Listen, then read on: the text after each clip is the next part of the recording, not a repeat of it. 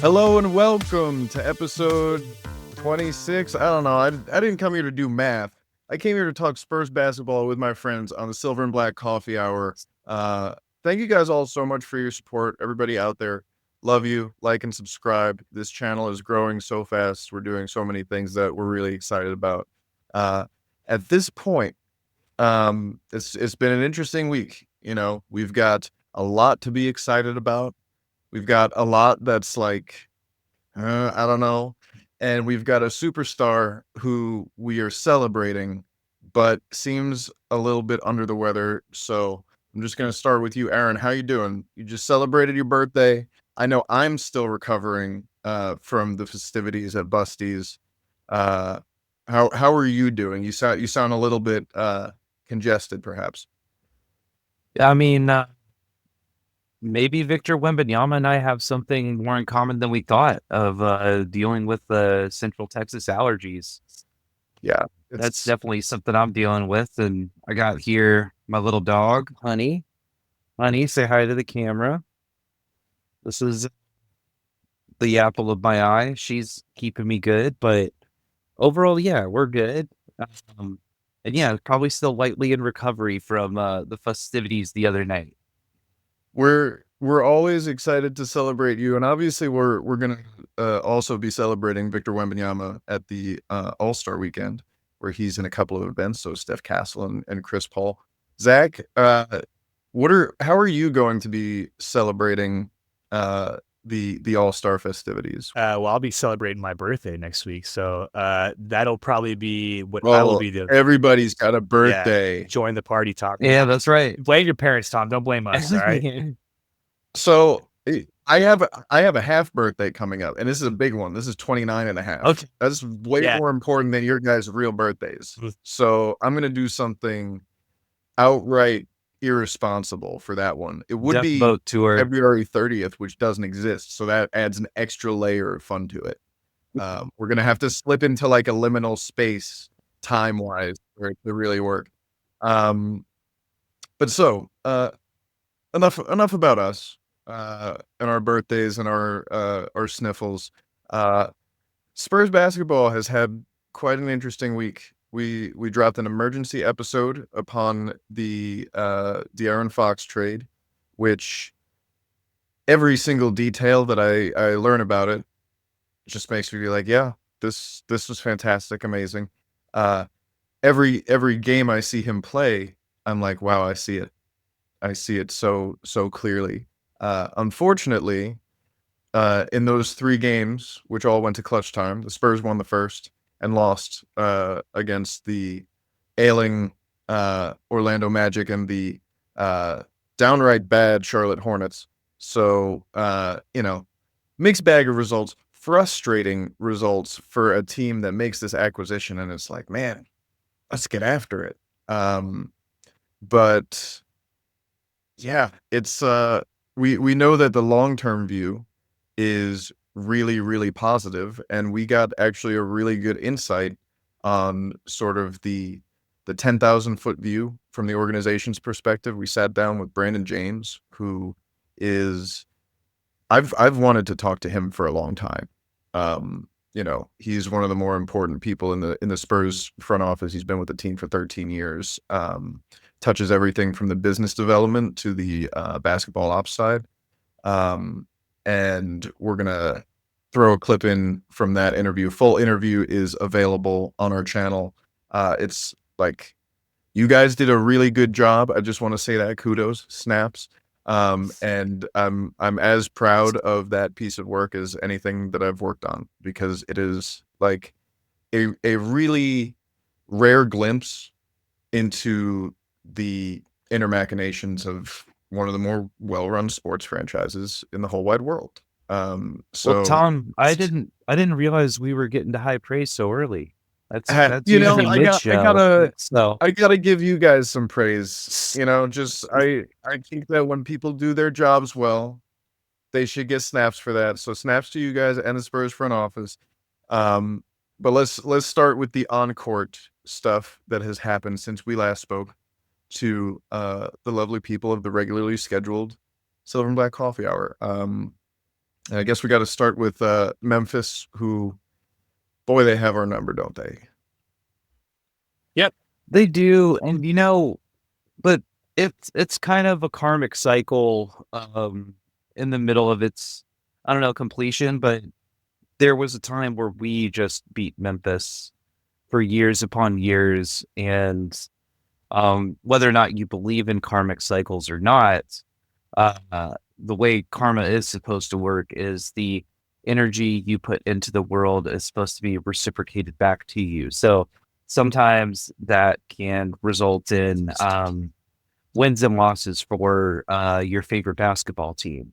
And in this case, losses in a very, I'm going to say, strange game, because everybody's coming off the high of Sunday night De'Aaron Fox trade. We're like, we're playing with house money. Who cares about wins and losses? And later this week, I started to care about wins and losses again.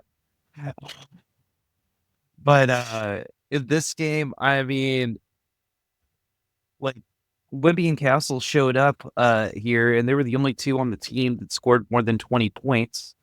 But we also got to talk about that Wemby's performances this entire week, hands on his shoulder, hands on his hips, clearly dealing with something, sounds like ass in post-game pressers, and still doing Victor Wembenyama stuff or having enough juice. But in this game, the team as a whole was not ready to come along for the ride. I don't have much on this other than, Stephon Castle keeps improving his shooting, and he had some amazing defense on Ja Morant. What about you, Zach? 23 turnovers. I mean, you hit the nail on the head. I went into this game like, hey, whatever happens, happens. We traded for De'Aaron Fox last night. I couldn't care less about this game, wins or losses. I just want to see everyone be healthy and show up on Wednesday ready to play. I tweeted, I know I mentioned a lot that I tweet a lot. I tweeted after the game that it's tough when your year one and year two guys look better than your vets. And in this game alone, that's kind of what happened. I feel like, that was just a game where it's one of those moments in the NBA where a lot of these guys are learning about the business side of things. And I think that game is a big, like, hey, this is a business at the end of the day. You got to show up and still play. And it's a learning experience for them. So I didn't expect to win that game, and I wasn't wrong. Tommy, what's up with you? I don't know. This one, like, it's not a great start to the road trip. It's a difficult matchup this season, always. And we'll talk more about Vic and, clearly playing through something.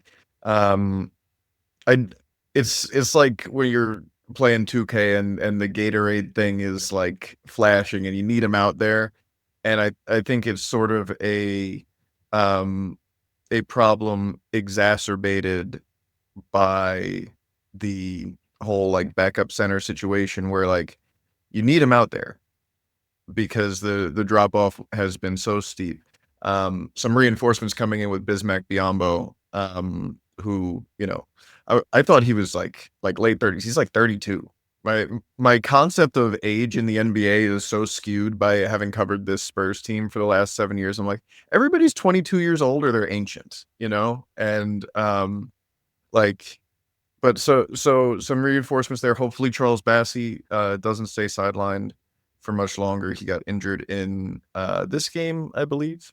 It was this one, Tom. Was That's this one? Yeah, that's and it where was he had end of the two or fall. stuff. And that's a guy who has battled through injuries, San Antonio zone. Like I am rooting for Charles Bassey. We can all do things. I'm rooting for Charles Bassey, and the Spurs need backup center help. So, that's sort of where I'm at. And then I felt like it was a game where it was like we know reinforcements are coming. It was kind of one of those. And then the reinforcements came against Atlanta when De'Aaron Fox, before this game, they asked about Atlanta, and he was like, "Well, we got their picks, so we definitely want to beat them." I was like, he's like, I love this guy. This guy is a wife guy. This guy understands the importance of leverage over the Atlanta Hawks for the San Antonio Spurs. Already saying we, and then he goes out and in the first 30 seconds has like a steal and a dime, and in the first half has 18 points, and like I was like, he's on pace for the like most points in the Spurs debut. Which kudos if you didn't need to Google who that was that had 31 points in theirs. That's a real like lost Spurs year. Like if you were in a total sicko, you had no idea about Devontae Graham, you know? And so shout out to the sickos out there. But I mean, Fox in the first game, and it goes into crunch time, and it's a game that the Spurs won because of not just Fox, but the pairing of Fox and Wemby. So, Zach, I want to start with you. Like, as the most successful outing here so far, result-wise, what do you think went into that, like, process-wise for the Spurs? Nothing. They had no idea who they were, what they were trying to get into. I think that's what makes it so fascinating. This week of basketball, it's hard to judge because these guys have had zero practice together. Even De'Aaron said at the end of the game that the final play that they ran with Wemby, that they hadn't even done a walkthrough. This is something that is so new and foreign to these guys. So the fact that they both put up 24, I think the balance that they both showed, the first half was De'Aaron Fox. The second, really this fourth quarter was Wemby time. Wemby had a few good jumpers, a nice putback to take the lead, and then also the game winning, free throw should have been 2, but of course he misses the second one on purpose.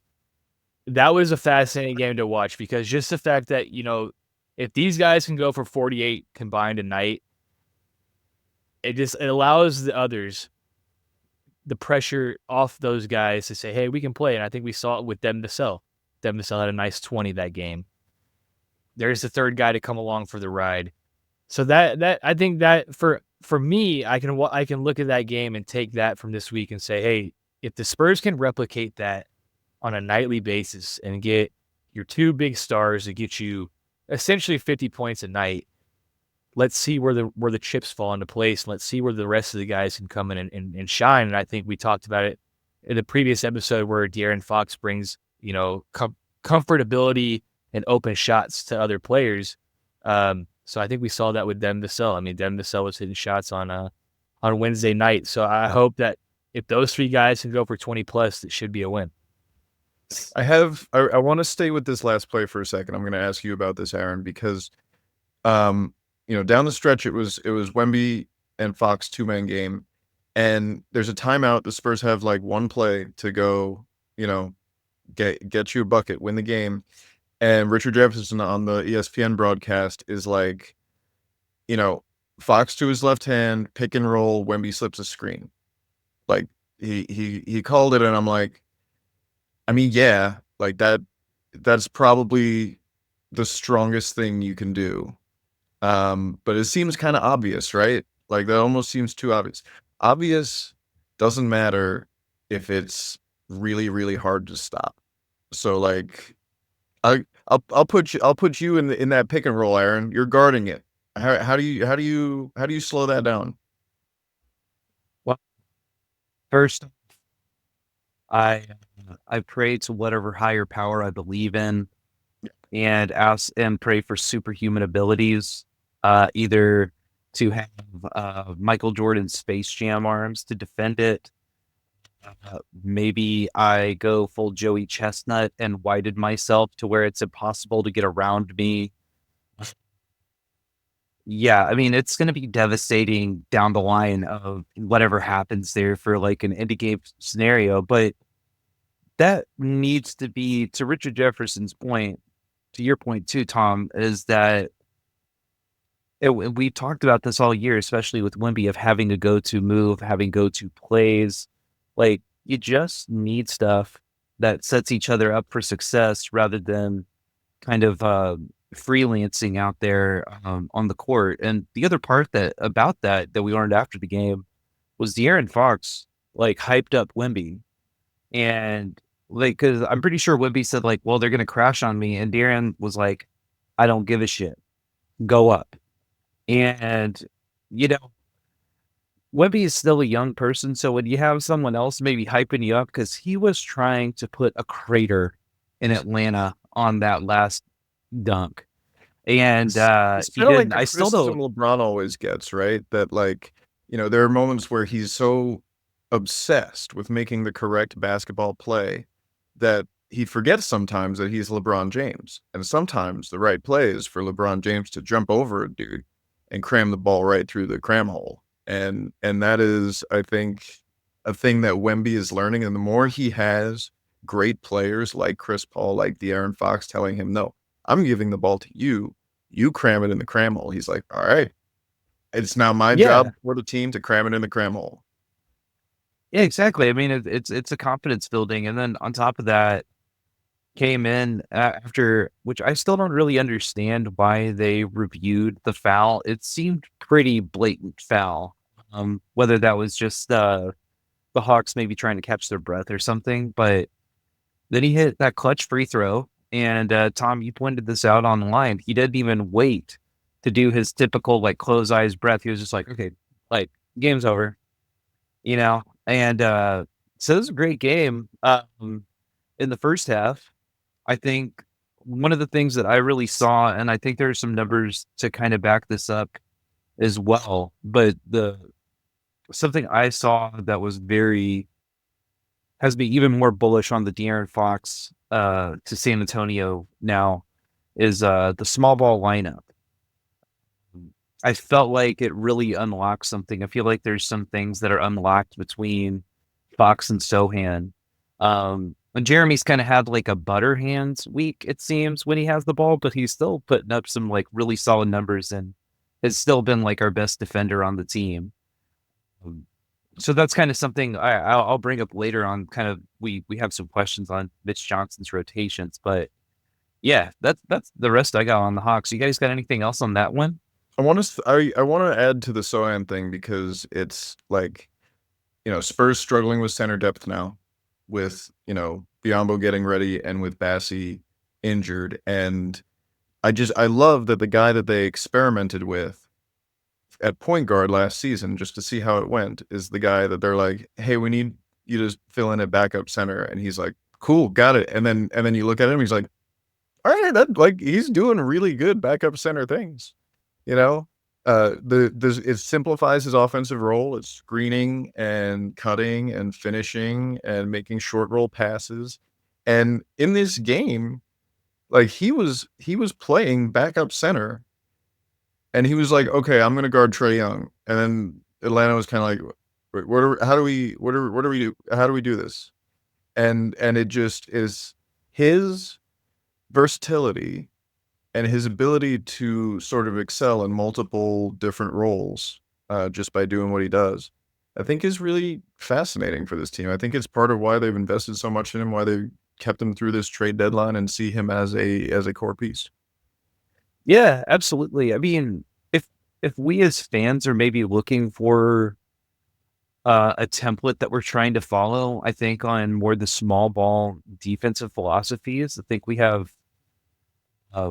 don't have to look far. Just look north to Oklahoma City. In the last couple of weeks, the Thinking Basketball guys put out a great little video on how OKC defends, and it's fascinating. They switch from going zone to man-to-man defense in the middle of possessions.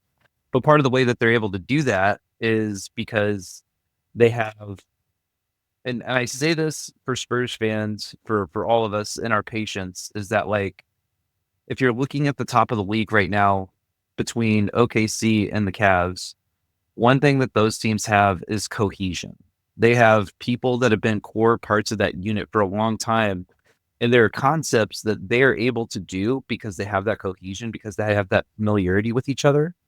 That that is, proving to be valuable. And with OKC specifically, when they're able to put like Lou Dort in at the small ball five, he's able to switch onto, out onto the perimeter. He's able to play down low.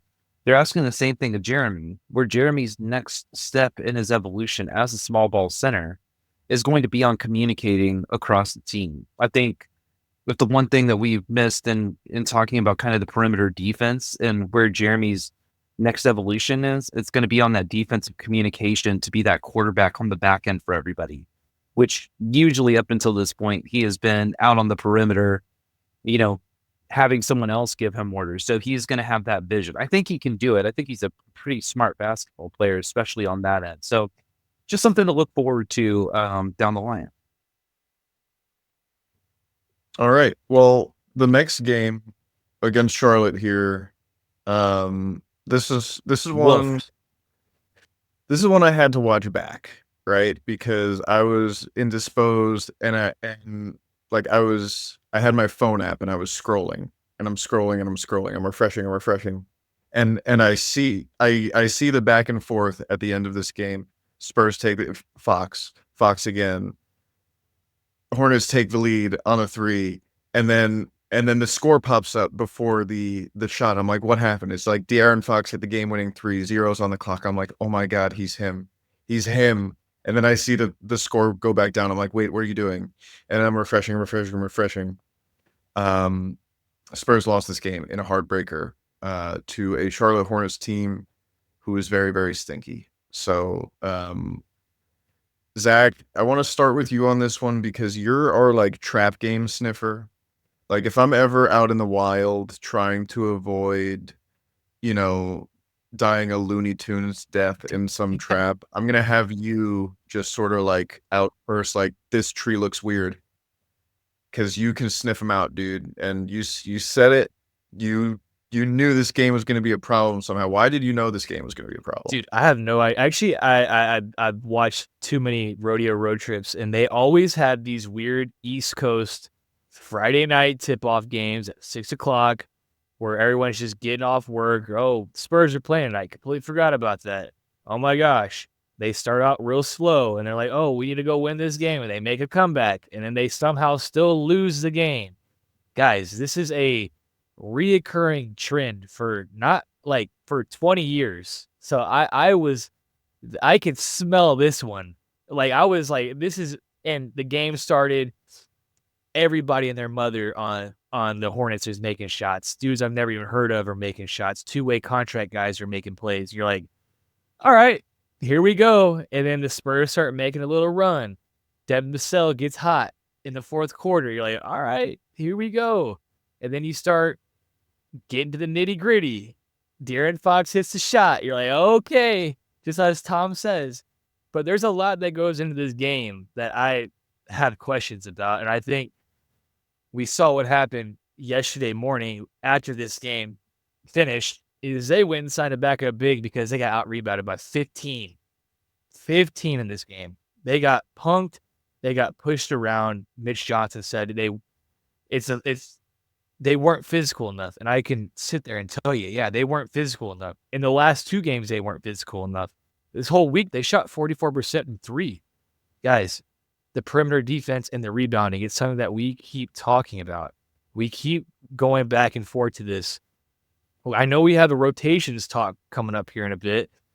The Spurs went on a run when they sat CP3 with 5 minutes to go in the game. For some reason, Mitch Johnson throws him back in the game, and they start picking on him again. And they do this consistently now that we're running this 2 small guard lineup where teams are saying, well, we're not going to go out to De'Aaron. We're just going to put Chris Paul. We're basically going to go put Chris Paul and De'Aaron Fox in a pick and roll to start the possession, make them switch, and we're going to go after him. They did it all night. Multiple times, Miles Bridges was being guarded by Chris Paul. And you're like, how is this even happening? How do we even get to this position as a defense where we know that the smallest dude on the court is getting punished by Miles Bridges? It just didn't make sense. Yeah. I gotta blame the Hornets front office for this loss for the Spurs. Because they didn't tell their team that they're tanking. Okay? Like, well, this Aaron, should you have gotta been the easy understand. game. Wait, did Mike sell the team? Is he Yeah, no longer? Mike sold the team. I was Mike's gonna not say on the Mike's team. more focused on Daytona in a week, bro. You know, he's other priorities, but you're right. No, Fully it's incorrect. fully focused. No, I mean I joke like front offices are in charge of tanking, players are not. Players are always playing for contracts and things like that. But I mean, there's not really much to bring out here. To Zach's point, the run that we went on with the small ball lineup, and I'm going to keep kind of harping on this. Fox, Castle, Barnes, Sohan, and Champagny. That's pretty good. That's a pretty good team right there. Um, And there is some interesting 5-man lineup right now when you have Fox and Sohan at the center position. Well, you have Sohan at the center position and Fox on the court, I should say. But yeah, I mean, this game was just stinky. Can we talk One of about those the fun things part, where, the end though? Think about if that ball had left his hand in time. How many times have we, as Spurs fans, seen a guy hit a jumper and then a jumper and then a cross into a buzzer beater in the final minute? Like that's the Spurs haven't had a perimeter talent like De'Aaron Fox as a creator since I'm gonna say Kawhi. Like, I mean, De'Aaron Fox is also cooler. Like, we haven't had a yeah, player this super cool, cool, like, super cool dude. No, legit in a long time. DeRozan, I could obviously some great creation, a great clutch player, DeMar DeRozan. Um, but like now the Spurs have Wemby and it fits the timeline. The timeline is kicked 10 years back with better players. Yeah, I mean, DeRozan he's always just had his old man game. De'Aaron Fox is dancing on fools and then hitting it right in their eye, which, yeah, From we haven't three. really seen that. Yeah, yeah. I mean, I would bet that had that three gone down, that we would have taken that energy into the Magic game and probably won that. You know, you talk about like 0.1 second, like just late on that shot, and there's just a certain hangover, emotional hangover that I think typically comes from those games. And And it's about with travel and you carry that snake bittedness into Orlando and the third consecutive like down to the wire game. And again it doesn't go the Spurs way. Fun start. no, Harrison Barnes was not snake bit. That guy, Ugg 6 of 7 from 3 in the first quarter, then decided to score only 3 points the rest of the game. it was an interesting decision the last part. And you got to give some credit to Orlando. This is the third best defensive team in the league. Like they are rock fighting for wins. And I'm sure when a guy hits 6-3 quarter on you, you make an adjustment or two. But man, I don't know. This one, it's another really I'm watching Wemby, who, like you said, is still doing Wemby things. He had like 18 and 9 and 4 assists in this game and some crazy blocks. And he's doing the cross between 30 feet from the basket shit. And you're like, yeah, he's still good. He's still great, but he just looks gassed. And it's hard to win when that guy is gassed. And he was pushing the ball, leading some more of the offensive sets in this game, and leading some of the break on him as well. He had that dime to Keldon, I think, in the second quarter, leading the break. And he doesn't look as sniffly, but he's still got a little bit of Rudolphness going on with his nose in the middle of games. But there's just something like when we're talking upper respiratory, infection, and then you're going out and playing basketball. We don't have a Charles Bassey right now because he's hurt and we're running out Jeremy Sochan, like he probably would be better served to like take a game of rest and everything. But like the situation at the moment Who's going to play has center? not. Yeah, exactly. Like it's something that we're kind of being, the situation is being exacerbated by like further outside forces, I would say. I'm going to read the box score to this game, and it is shocking that they lost this basketball game. I'm just going to go down it. They shot 53% from the floor, 43% in three, 80% from the line. They got out-rebounded by 11. They had 9 more assists, 6 more blocks, the same amount of steals, same amount of turnovers. Now, here's where the Spurs lost the game. They gave up 56 points in the paint compared to the 34 that they scored. I mean, that is terrible. I'm sorry, that is terrible. That is point of attack, defending not good enough. A lot of people blaming Wemby for not stuffing every single basket that gets into the lane. Guys, he had 4 blocks and 4 steals last night. I mean, what do you want him to do? To block everything and steal everything? And we're asking the world of him to save this poor point of attack defending at the perimeter, where we're just letting guys. Franz Wagner just walk into the lane multiple times last night, like he was doing a pickup drill and doing drills to warm up before the game with an assistant coach with a little shoulder on him and a pad. I mean, it was awful. I mean, even Sean Elliott was like, "This is ridiculous." Last night, I just don't know what they expect from Wemby to just save everyone's ass consistently when you're just going to let someone blow by you and be like, "Oh, well, Wemby's back there. It's all good." Well, it's not all good because, once again, you're relying on him to basically save you every single time down the court. Yeah, teams are going to score. These are NBA basketball players. To assume that he's going to just vacuum seal everything is insane. But I think on a night where he's 100% physically, this is a game the Spurs win by 15. If the Magic play it the same way. Oh, you know, I'm not disagreeing with you, but the team itself has to realize and understand that, hey, our big man isn't 100% right now. He also doesn't have a backup big man. Like, let's fight a little on the perimeter and not allow these guys to just walk into the lane. I mean, multiple times last night, it felt like the team was just giving a free lane to Wemby and saying, "Wemby, you figure it out down there."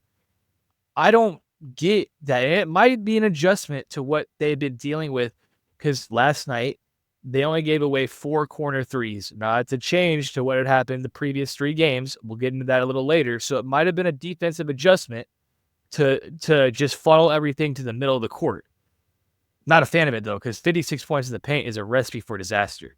I don't really want to get into the rules of whether Franz Wagner called a timeout in the air or not. Like, who cares? We just should not have been in that situation in the first place. The weird thing about this game, though, that I noted when I was watching it last night, we're up 108 to 102 with 3:49 left in the fourth. The end score of the game was 112 to 111. So for the last 3 minutes and 49 seconds of the game, we only produced 3 points. There's just kind of some things that we obviously got to figure out. One of the things that I think for Wemby that I'd like to see on offense is I think he wants to model his game after KD. I think we need to start seeing some different kind of off-ball movement. I'm not sure Chris Paul setting picks for him off in the corner to like free him up onto the wing is like really that. I don't know if it needs to be like a big man like our power forward and Harrison Barnes doing that or something, but I see the vision that they're trying to do it, but Chris Paul is not devastating anyone on the offensive end by doing that, and people I think are easily running through those screens on him. When you said that, Aaron, about the screens that Chris Paul is setting, because we had talked about that as like we're interested to see that. how that all works. I think that the deficiencies in there that you noted are one of the many reasons that the Spurs did want to experiment with Jeremy Sochan at point guard, because they were like, if this works, this will create, like, if he's got a point guard on him, he's always got a mismatch, and he sets the screen for Wemby, then you've got a great mismatch, right? So, and you've got a big beefy dude, an excellent short roll passer and finisher and cutter setting that screen, right? So that optimizes that part of it, right? And so for defensive purposes, and for those purposes, like, maybe late game we see a little more Sochan and a little more experimentation even there. I think Fingers crossed. now to high praise, where we dish out some much deserved high praise to people who deserve it. Zach, I'm going to start with you. Who's your high praise for this week, man? I got my real high praise, which is De'Aaron Fox, and my joking high praise, which is the Spurs last night, or losing to the Hornets on Friday night, which means that, hey, we're trying to get that Atlanta pick a little better, trying to get those teams a little closer. So those are my, but my real high praise is De'Aaron Fox wanting to be in San Antonio, having a week here, getting adjusted, getting his feet on the ground. Seemed like a very awesome guy just to be around. So cheers to him for being a cool guy and being a Spurs. That's all I got this week, guys. It was a tough week. I want to say this about De'Aaron Fox. The on-court exploits are fantastic. The fit with Wemby is obvious. But like, one thing that makes me feel like warm and safe and cozy about him being the franchise point guard is that this is a wife guy. Like down to the bone wife guy. He was going to wear number 2 in San Antonio. He was like, you know what? Actually, my wife, Reese, played balled hard in San Antonio and wore number 4. And I'm going to wear number 4 to honor my wife. So that anytime somebody asks me, hey, why do you wear 4? I can be like, my wife. Wife guys, I'll hand you the keys to my car. I'll hand you the keys to my basketball franchise. So yeah, shout out to De'Aaron Fox. Seems like a really cool dude. Aaron, I know that you got some high praise for somebody who De'Aaron Fox also had high praise for in our young rookie, Steph Castle. Yeah, man, Stephon Castle is on one. I would say that he's the reason we stayed in the game in Charlotte. Had his career high 33 points that game. And I brought this up last time about his shooting splits, but I'm going to expand out to the last 10 games for y'all. See what he's doing. Shooting now 45% from the field. This is the really good one here, though, y'all. 15 of 38 from 3-point land. So that comes out to about just under 40% from 3. One of the things that we've been saying is this team needs at least second 40% shooter from 3. His efficient field goal percentage is right at 50. And look, he's also getting the whistles these days. He is putting pressure still on the refs to make calls. And even after the game where Wemby asked for some more ref help, so to speak, I think Steph Castle has also been getting the benefit of the whistle from that with the way that he's charging the lane. And, once again, he is showing 3-level scoring. He has had some good just mid-range jumpers when they're available. So I can't speak highly enough about him. The way he's been attacking the rim. There's just so many little whispers about what he's going to do in the dunk contest that some of the beat reporters and friends of ours down at San Antonio have seen him practice, but everybody's holding off till next weekend for him. And I think he's gotten stronger as the season begins. I don't remember him being able to put the top of his pineapple over the rim. And these days, I feel like I'm watching him on some of these breakaway dunks, like his eyes are level with the rim. And I was like, I don't remember at the beginning of the season you being able to do that. So, yeah, Stephon Castle, I don't know if he's a future all-star, but I am loving seeing him as a future core member of this team with Wemby and Fox. So all praise be to him. I've been thinking about the dunk contest a bit, but I mainly think about Steph Castle and his growth with the team and how excited I am that he remained on this team. Kings really had no leverage in this trade situation, which is why the Spurs were able to get him for comparatively little. But Castle remaining on this team as somebody who De'Aaron Fox wants to play with, sees his game is compatible with, and I think they are, especially if the shooting continues to improve. And I think about this Popovich quote all the time where it's like, the players tell us when they need more minutes, like they do that through how they play. And I think Steph Castle is telling them that right now. And I think that once the team gets more comfortable with De'Aaron Fox here, we're probably going to see a shift in the starting lineup. And we'll talk about that in a little bit. But first, I got to give my high praise to this Spurs front office for the way that they have been able to build their team patiently and diligently over the course of many, many years. They're like basketball Bene Gesserit. Their plans are measured in centuries, and or decades at the very least, right? And they were able to acquire De'Aaron Fox for pennies on the dollar.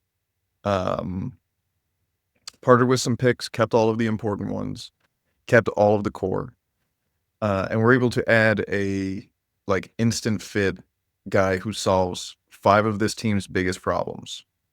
He's a second all-star for Wemby. He is a point of attack defender. He is a guy who can maximize Wemby, a guy who can maximize everybody else.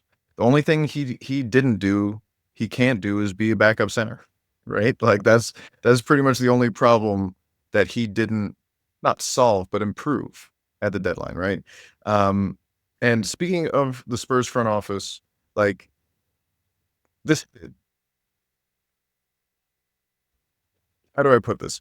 This team does not part with information willingly, right? Like you hear a lot of stuff around, the trade deadline, a lot of rumors, a lot of, bluster, a lot of just nonsense, right? And it's hard to kind of decipher sometimes what's going on. We were fortunate enough to sit down with Brandon James, who is the Spurs Senior Vice President for Strategic Growth and also their General Counsel. So he is heavily involved with the team's business dealings, both on the basketball side and the non-basketball business side. He sat down to talk to us about Spurs Week in Austin, which we are so excited about as the Spurs podcast here in Austin. We're going to be out there at some of these events. We're going to get to as many as we can. It's going to be a really fun time, a really fun celebration of Spurs basketball in Austin. And we talked to him a lot about why that's important for the organization, for them to target that.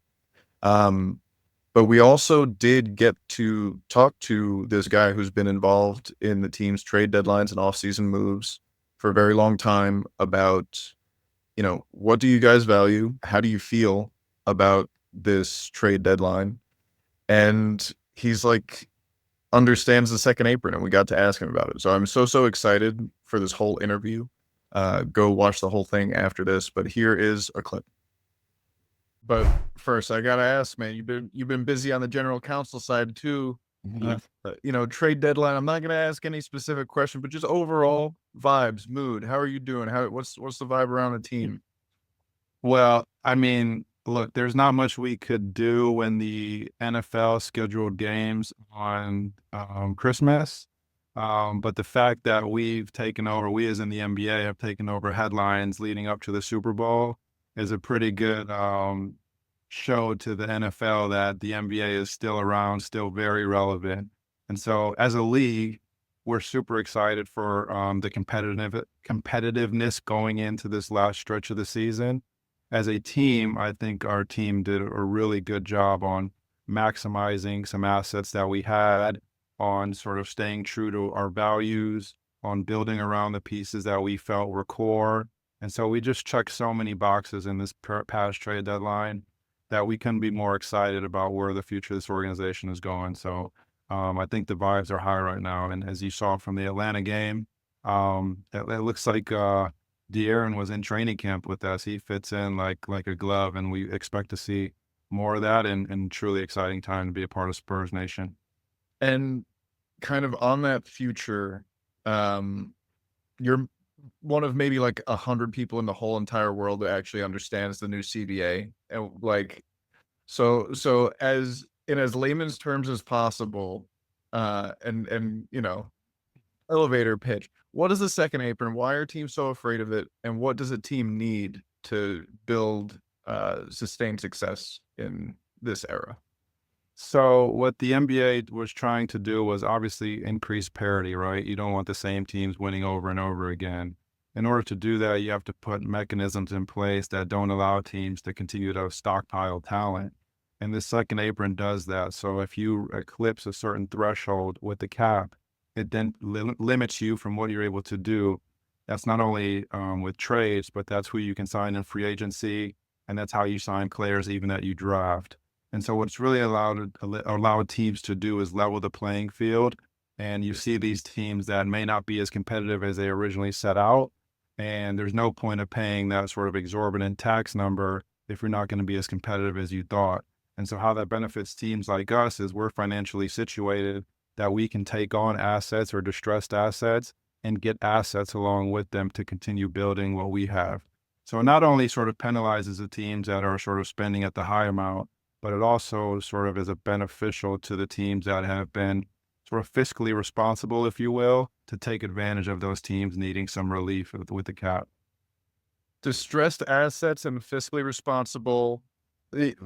Before it started, you had a point of clarification, and I was like, man, all right, yeah, definitely general counsel. That's a very Your whole podcast is going to think I'm a nerd. So I ask we're nerds, and we are excited to pick the brains of nerds. You're like, we truly value your expertise and your time. Thank you once again, Brandon and the Spurs, for the wonderful conversation. If you care about basketball as a business, it is a fascinating conversation that, again, we're very, very proud of and happy with. So check that out. Thank you, guys. And hopefully we'll see you at Spurs Week events in Austin. We'll have a whole separate show, probably too, about that stuff before and after. So, yeah, very, very excited. We do have some questions we got to ask about our Spurs, though. So I want to ask you, Zach. I want to start here because this is like a pet peeve of yours, and something that I know you've done a lot of thinking about and researching. So what is the deal with the perimeter defense? Why has it been so lackluster in these recent games and really throughout the season? What's happening here? 56 points in the paint. They're trying to figure out a balance of how to fix these things over here. Even the other day, I was watching the game with my dad. He's a basketball old head, and when he sees all these threes going in, I swear that's what's going to give him a heart attack. Like, he's just like, these threes. Like, how many? Like, I'm sitting there watching the game with him. I'm with a buddy of mine. I'm him watching it, and he's like, over under how many threes have the Hawks hit into the game. And so didn't have my phone out. We all took a number. My buddy took 13. My dad took 15. I took 17. Hawks ended up hitting 16. And he told me, I was like, we both missed it by 1. What do you mean? He was like, well, you went the over. Like, you crashed out. I win. So I was like, all right. So you always find these rules. But it's just, I think it rubs off from him, and it's rubbing off on me now. I'm turning into my father, where I'm like, these damn threes. So I did notice that the corner threes were being attacked religiously to start the week.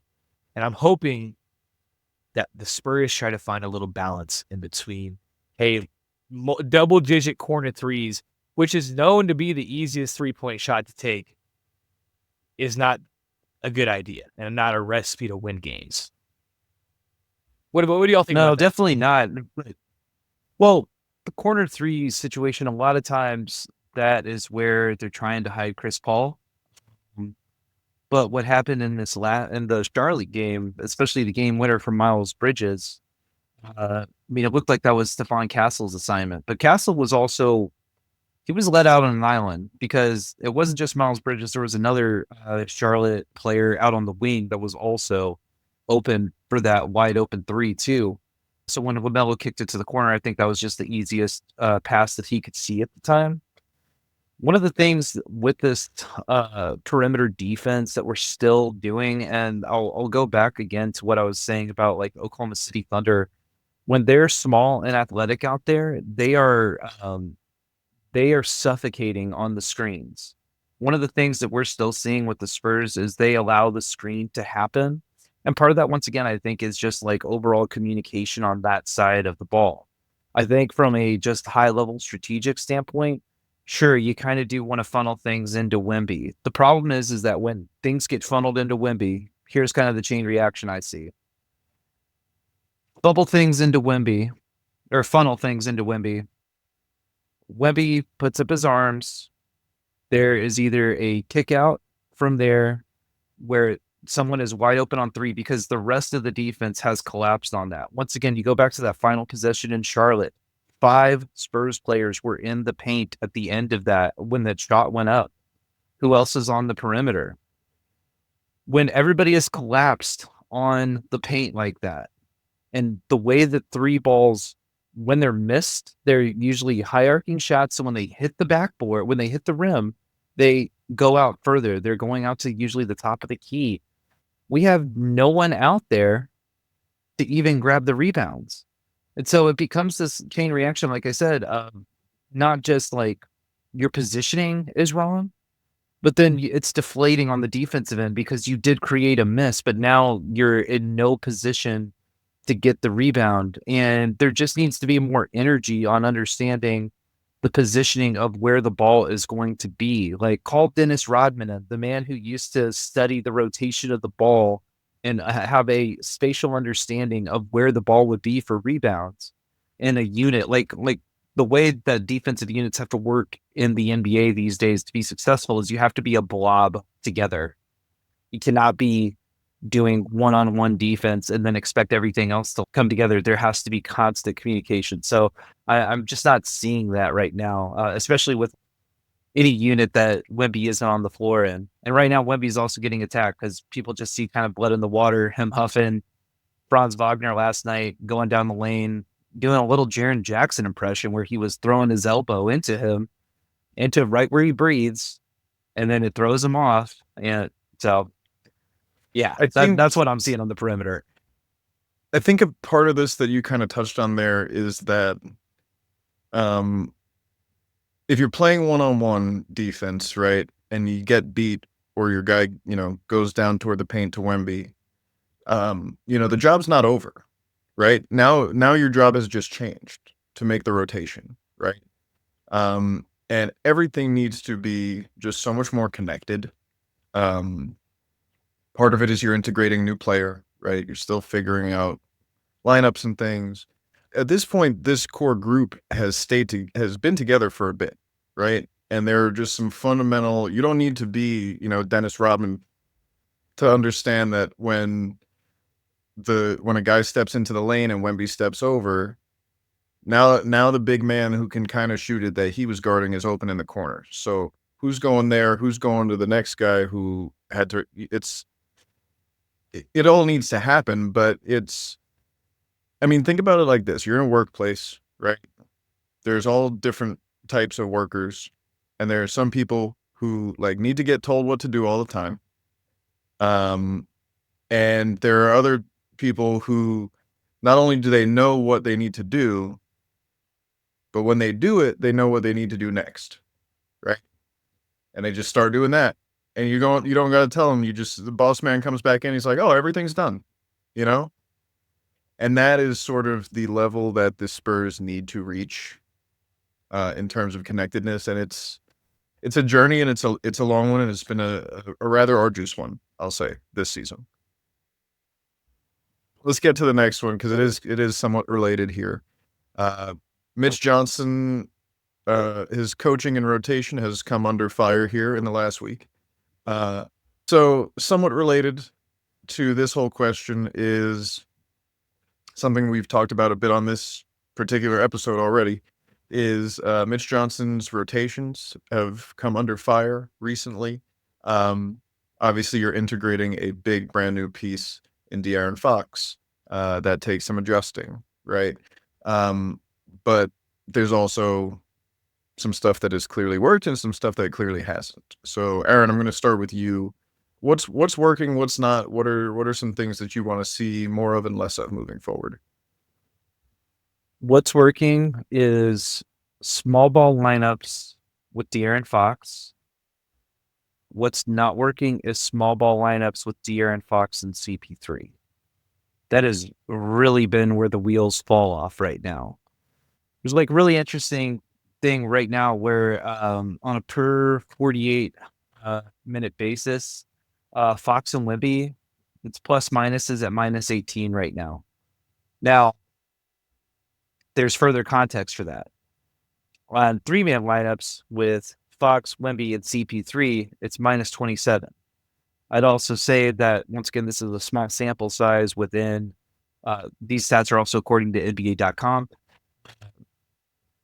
The context of those stats, I think, is really important, is that we have someone in CP who has been great up until this point, but what we're not seeing is the defensive adjustment that is necessary right now. One of the things when you look at any of these 5-man lineups on a per 48-minute basis, even ones with Keldon Johnson on the floor playing defense with De'Aaron Fox, those small ball lineups are either at 0, positive, or like under -3. So that's pretty good, especially in a small sample size for what's available there. But it is, once again, putting too much pressure on Wemby when you have these two small guys out there. And I think it's a little antithetical to what the Spurs are overall trying to do. Going back to the Sochan experiment, going back to last year, the initial starting lineup was all about length on the court. And now we're getting shorter on the court. And I remember when we had our emergency podcast, I was like, oh, maybe Devin Vassell comes off the bench. Still think maybe Devin Vassell should come off the bench. I wonder, I just don't imagine that any of this rotation stuff is going to take care of itself until after All-Star break, though. We've seen that when Mitch Johnson gets like a little more time to things, that there are adjustments that he makes. But I would say in the next week between the Wizards and the Boston Celtics, just buckle up. You're still going to see some De'Aaron Fox and CP3 lineups sharing the court. And I don't really understand it, but I imagine some of that gets taken care of after the All-Star break. I think those guys can share the floor. I think they shouldn't in critical moments of the game. But, you know, maybe it works a little better with like a standard center, perhaps. But I think for me, I don't want to see a lineup out there where there is no point guard who has been on an all-star team, because you have 2 of those.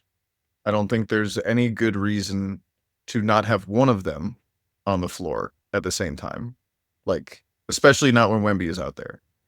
When Wemby's out there, either De'Aaron Fox or Chris Paul need to be out there. Steph Castle been doing like I think that's sort of where Steph Castle might be making his bones here. But I don't want that to be out of necessity. You know, he can still create with Chris Paul on the floor, right? So I need to see the stability that having a point guard on the floor brings. And I need to see, like, always one all-star level player on the floor.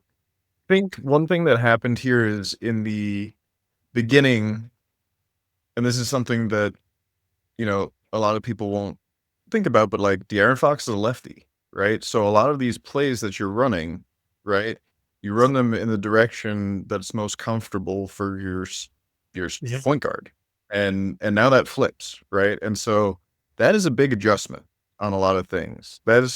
And anytime you add a piece as big as De'Aaron Fox, it's a big adjustment. And anytime that piece goes the opposite way, then it's like, okay, we need to really move some stuff around. Actually, you should be standing here and doing it just mirror, right? And these guys are smart, but that's an adjustment that takes time. So it goes to my point. Right. It's like you got to get comfortable with it. You got to somehow they only got to get better with on the job training. So why are we trying to baby? And you lost 2 of the 3 games anyway, right? Why are we So it's babying like, these might as guys? well bite the bullet. Right. It's better than Makes better sense. than a 3-man lineup of -23. I'll tell you that much. All right. Last question here. How doable is the play-in for your San Antonio Spurs? Right now, they are currently sitting in the standings 12th in a loaded West, but that loaded West has the Sacramento Kings and the Phoenix Suns both sitting at 500, just 3 games ahead of the Spurs, with 32 to go in the season. So, my question for you guys, how realistic is it that the Spurs well integrate De'Aaron Fox and right the ship, and not just right the ship, but go on a little heater here and finish the season at or slightly above 500 and in one of those last 2 play-in slots? Guys, I think we forget that this is the same San Antonio Spurs team that hasn't won more than 3 games in a row. The last team in the NBA to win, like, in the past 5 years to not do that. This Spurs team, if they've shown us anything, they're consistently inconsistent. It's what they are. It's who they are at the moment. They're high one day, they're low the next. This is no shade. This is a young team trying to figure it out. But to sit here and say, after watching the last week of basketball, to be like, oh yeah, these guys are totally a shoe-in for the play-in. I think there's got to be a lot of fundamental changes with lineups to even start having that conversation. The Blazers have won 10 out of 11 games and on our heels. To sit there and say that, like, there are other teams that are playing a lot better than the Spurs and are a lot more consistent and gelling right now. So my realistic answer is, after this past week of basketball, there should have been a 4-game winning streak going into tomorrow with the teams that they're playing. And there should have been a 4-game winning streak. And then you play Boston and we'll give an excuse for a loss to the champions. But the point being is you lost by a point. You almost lost the Atlanta game. You lost the Charlotte game and you lost the Orlando game, albeit by a point. They could easily be 4-0. Yes, I'm being a stickler. Well, hold on. I'm going to interrupt here, Zach. Do it. All right, I'm going to be positive Pete here. Do it. I think, one, yes, is it doable? Yes. Is it going to be challenging? Of course. The Spurs, according to Tankathon, right now have the 13th hardest schedule left in the season. We have gotten through the hardest part of our season, which I'd say January, even over the rodeo road trip. We're also coming up on March and April, which are going to be very home-heavy games as well for the team. And 2 teams that are in front of us, as far as actually both Portland, Sacramento, and Phoenix, all have harder remaining schedules than us on Tankathon, with Phoenix having the toughest remaining schedule as of right now. Most of the teams' winning percentages that we're playing from here are also at 500. I agree with you. We have left a lot of meat on the bone of potential wins this season. With De'Aaron Fox in the last 3 games and before De'Aaron Fox got here. I also know the other thing here with our standings is to know that because of the Spurs schedule between the Paris games, between LA Fires, they have actually played less games than most of the league. So there is some catching up to do there as well. So look, I agree that it's going to be tough. I agree that it's not, set in stone by any means. And, last week on the emergency podcast, we were like, we're in, it's going to be tough, but it is possible here. We need Wemby to take some time. We need some other things to go right, and we need some practices with the squad. We were excited when they got De'Aaron Fox, and I think the question was like, is this a team that fights for the play-in now? And I think that fight is still on. It's an uphill battle at this point. But like, what a fun uphill battle for this team at this stage in Wemby's career to be on. You add a guy like De'Aaron Fox, who, like, that Charlotte game, I was thinking about it, and I was like, I will remember that he, like, helped, like, he drove the win in his first game. And then in his second game, he almost had two jumpers and then a third to win it in a game against the Hornets that was a real kick in the pants. You know, like, man, that really sucked coming away from that game. But the stakes only get higher now. Every game out this season and the rest. I will think about it, you know, if they're making a push, if they're, you know, within striking distance of his former team. That's a game that's going to be crazy. That's going to have incredibly high stakes. That Kings game coming up, that's going to be like must-see television. So, I don't know if they do it. I know it'll be hard, but I also know that the Spurs just went out and got exactly the missing piece that was needed if you were serious about making that run. And now it's just about making that fit and making it work right. Yeah. Well, let's give predictions into next week before we dip out. We got Washington on Monday. We got the Celtics on Wednesday. Then we got the All-Star break. Spurs currently sitting right now within our own rankings. We're 19th in net rating, 15th in offensive rating, 18th in defensive rating, and 22nd in three-point shooting. Kurt Goldsberry's recent 10-game efficiency landscape really has our defense fallen off right now. Can't blame them for that. But we got Washington. They are 30th in net rating, 30th in offensive rating, 30th in defensive rating, and 29th in three-point percentage shooting. God This damn is it, the they game that almost Wemby had had a a 50 burger. Man, they're bad. They're ass. I'm gonna quote my podcast host and partner here, Zach Montana. No excuses. That was a really good Zach. Oh my God. Hey, sometimes you just gotta keep it short and simple. Zero excuses to this game. If you lose this game, boys, the Twitter meltdown will be all time. I'll tell you that much. Well, not from me, Yeah. from other people.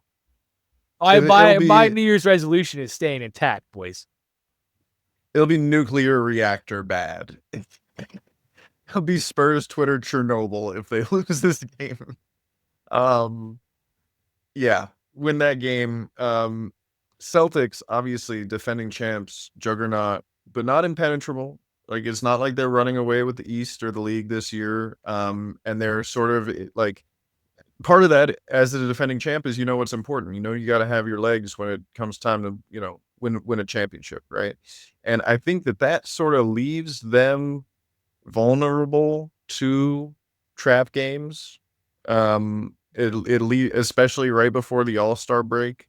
So we'll see how that goes. And then a week or two ago, another 7'3" skilled shooter had an incredible quote that I hope Wemby sort of, you know, lets marinate. And that's a bit of a pun here, but Kristaps Porzingis said, "Every basket I have to earn with meat." And I was like, "Oh yeah, that's good." Like you know when somebody says something in like their second language, but because they said it in their second language, it became so much more profound. That was a really beautiful quote shared by Kristaps, and one that I hope Wemby takes to heart. You guys have any thoughts on this Celtics game? Watch out for the size. Celtics got size. Speaking of meat, they got plenty of lads with meat on the bone.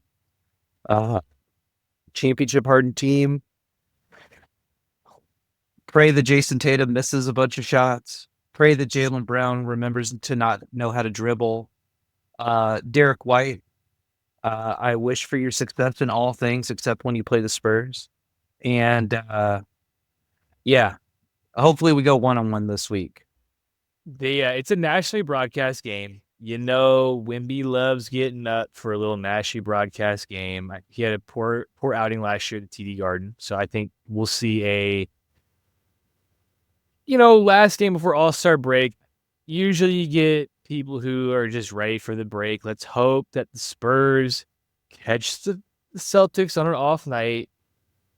As you said, they love getting. As I said, this is a young team, so they'll get up for the big games. They'll cannot get up for the bad ones. So let's hope it's a good game. It's on ESPN. I need a little showing out for the boys. And then we've got All-Star Weekend, right? Spurs well represented. All-Star Weekend. We've got Chris Paul and Wemby in the Skills Challenge on Friday. We got Steph Castle in the dunk contest, which initially when they announced it, I was like, who, like, did anybody ask for this? And then, like, not in a bad way. It's just like, I didn't think people were clamoring for it. And then every dunk since then, I've been like, oh yeah. It makes sense. He's good. He had one in, I think, that Atlanta game where I took a screenshot of where he landed his 2 feet and then took off from him. And there was like 10 feet and a whole guy in between. And yeah, no, he's that's so much fun. And then Wemby in his very first All-Star game. Really, really excited for that. And we've got up here in Austin a watch party for that All-Star game that we'll be going to. We're going. Yeah, we'll to that go. one, right? All right, cool. We're gonna have much more on Austin with our conversation with Brandon James, the strategic growth, all of that coming up soon. Yeah, I'm saying 2-0 this week. Give me 2-0 this week. I think they win both games somehow. Yeah, because they stunk it up. Rebound time. Let me ask one quick question. Do we walk away with any All-Star game trophies, skill competition, dunk champion, All-Star game MVP? Anyone walk away with anything in your predictions? I would love to see Steph Castle win the dunk contest. Unfortunately, I don't see it happening. I think that happens, and I'm really excited to see the skills competition. I think the Spurs have the best lineup in the skills competition. I think they win both. Yeah. So 5-0 this week. Okay. I think Matas takes the dunk competition. My prediction is 1-1. Yeah, but let's wrap it up there, y'all. Great to see y'all. Hopefully it's a more fun week than this last week of Spurs basketball. You guys got anything to say before we sign off? Happy birthday, Aaron, and happy almost birthday, Zach. I love you guys. Appreciate you. We're just getting old. It's all good. Thanks, Tom. Soon, Zach, for you. Tom, happy almost half birthday later this month. Yeah, I don't really have anything else after that. And Daytona in a week, baby. Let's go. Zach, you got anything? Nah, just be nice to people. Have a good week. Simple as that. Perfect. We'll sign off on that. Have a great one, everyone. Peace.